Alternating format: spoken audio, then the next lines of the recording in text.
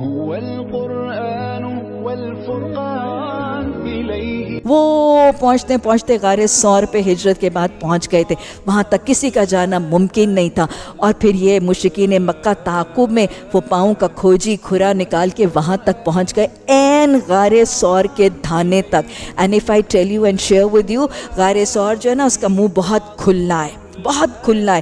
اور وہ غیب جو ہے وہ بہت شالو ہے، بہت ڈیپ اور گہری نہیں ہے. اور وہاں پہ دونوں یار غار بھی ہیں، نبی صلی اللہ علیہ وسلم بھی ہیں. حضرت ابو بکر صدیق رضی اللہ تعالیٰ عنہ نے فرمایا کہ اب تو ہم مارے گئے. آپ نے فرمایا لا تحزن ان اللہ معنا، غم نہ کر، ہمارا رب ہمارے ساتھ.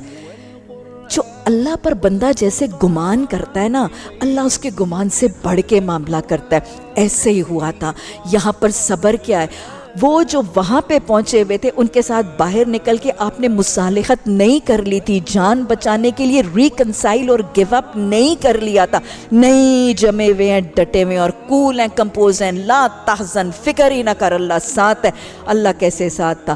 وہ ایک فاختہ آ گئی تھی، گھونسلہ بن گیا تھا. ایک مکڑا آ گیا تھا، غار کے دھانے پر جالا بن گیا تھا. یہ مشرکین مکہ کے غار کے دھانے کا حال دیکھتے ہیں، کہتے ہیں لگتا ہے یہاں تو کبھی کوئی سالہ سال سے گھسا نہیں.